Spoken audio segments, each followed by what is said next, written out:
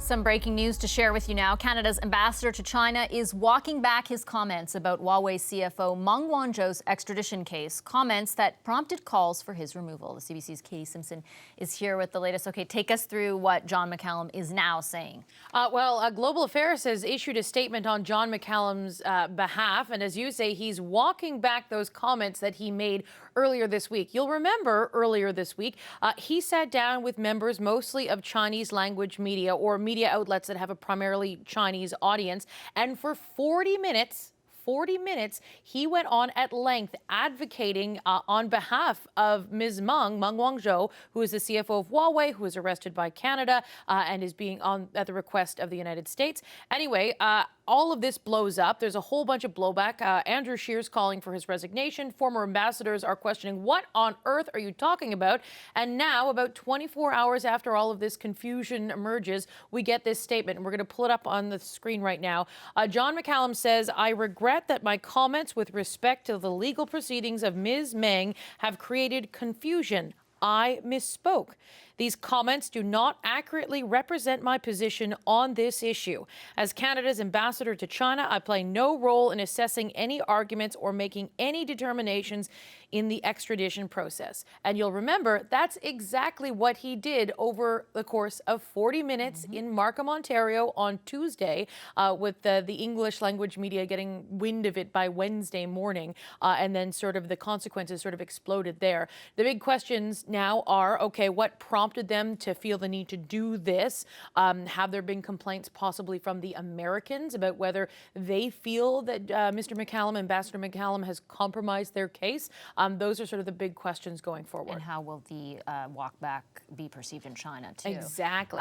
The Prime Minister has faced questions. He's had a couple of media availabilities over the last 24 hours around Ambassador McCallum's comments, asked if he rejects them. What has he been saying? He's been very careful to walk the government lines, which is that Canada is a rule of law country and that Canada does not interfere in the legal system. And he was asked today whether he would punish John McCallum in some sort of way, and have a listen to what he said. We will always stay grounded in defense of the rule of law and the integrity of our justice system, which of course includes the capacity for people to defend themselves enthusiastically, which will be fully afforded to Ms. Meng in her rights within the Canadian justice system. Our focus is entirely on getting those Canadians home safe and making sure that all their rights are respected. And I don't see, and making a change would not help release those Canadians a day sooner.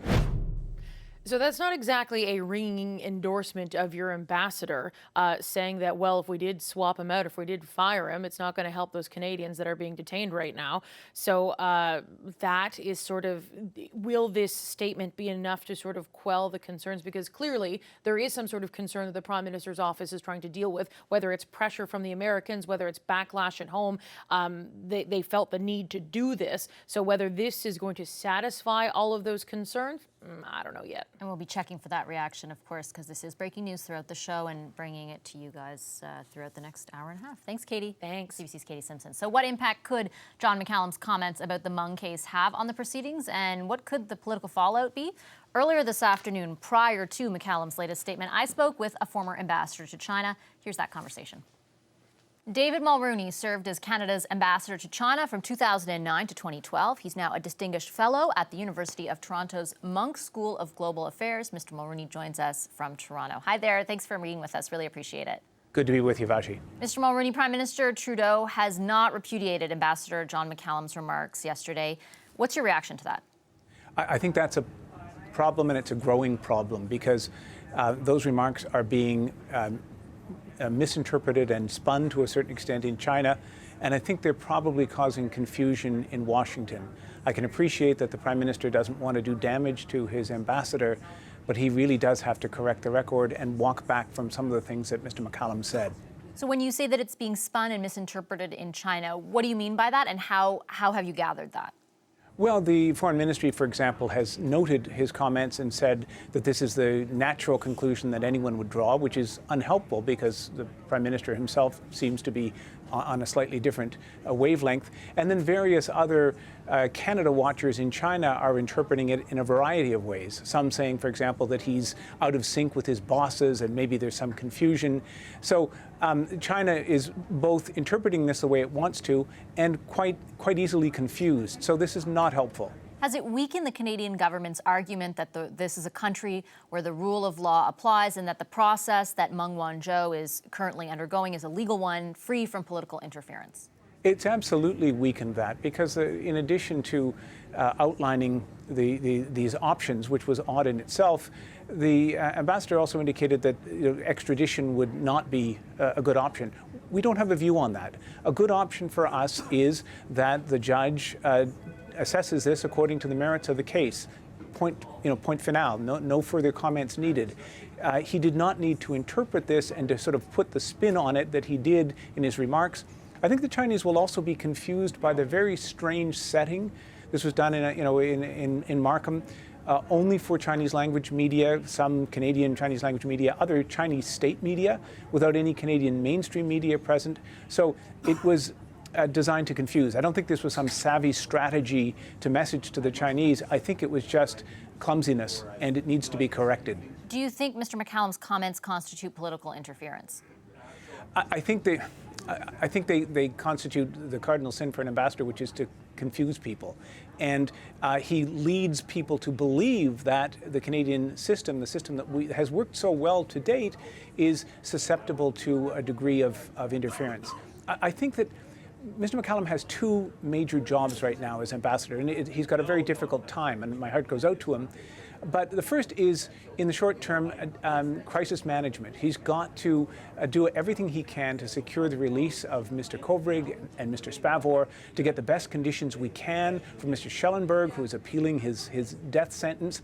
But he has to do this in a way that preserves and protects our integrity as a country, and I think he's failed to do that. The second thing that he's got to do, which we've focused much less on, is really lead the thinking about what's happened to us and where this points us.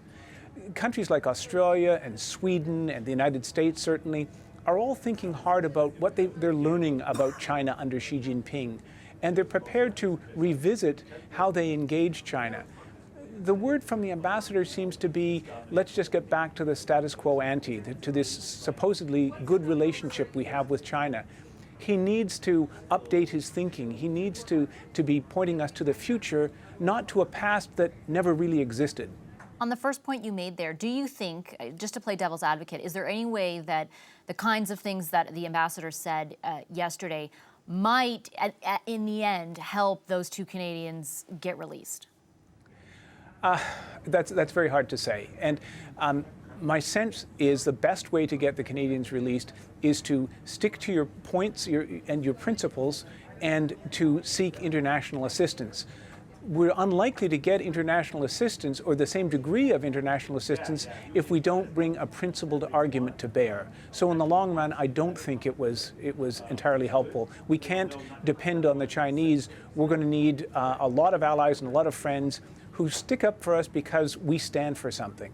Do you think that, it's impossible to know at this point, but do you think that as someone who's been in that role, the ambassador was acting on his own or kind of going rogue, or that there was some cooperation or some sort of relationship with the government where they would have been aware of what he was saying? Well, this is what's so troubling about this, because there is the much reported fact that he had just come, for briefing the cabinet. Was he carrying with him some information or some sentiment that was expressed to him there? I don't think so. I think, Minister Freeland has been very clear and principled. The Prime Minister has, up to now, been very clear and principled. I can't imagine why the ambassador said what he said. The other thing that's odd is he has no standing speaking to this in Canada about a Canadian judicial process. This just isn't his job. So I have to think that it was a very bad idea that went very badly wrong. The Conservative Party leader, Andrew Scheer, Andrew Scheer, says that the ambassador should be fired, essentially relieved of his duties. Do you think that Ambassador McCallum's actions necessitate that? I think a couple of things have to happen. So I do think that the Prime Minister has to repudiate what Mr. McCallum said. And I think we need to be very clear that he was acting on his own. That being the case, I think the ambassador's own credibility, which is the most important thing you can bring to the job, has been severely compromised. The Prime Minister has said that it would be very difficult to remove the ambassador at this stage, given that we have 2 Canadians detained and all the other things. I think there is some truth to that. But what I think might happen and should happen is that the government looks to its bullpen, it looks to the next ambassador, and that maybe there is an early transfer in either the late spring or the summer. I think we're beginning to have to look at this ambassadorial tenure as an experiment that hasn't worked out as well as its authors hoped. Do you think that removing him risks sending the wrong signal as well, though? I think first clarifying and making very clear that he was speaking out of turn is absolutely the right signal to send. By allowing this ambiguity to persist, we are continuing to send the wrong signal and in some ways amplifying it. So it's really unfortunate, but foreign policy is very important. And we've got significant interest, we've got life and death interest at stake. We need to be clear and disciplined and principled in the delivery of our Canadian messages. Thank you so much for your insight, Mr. Mulroney. Really appreciate it. Thank you, Vashi.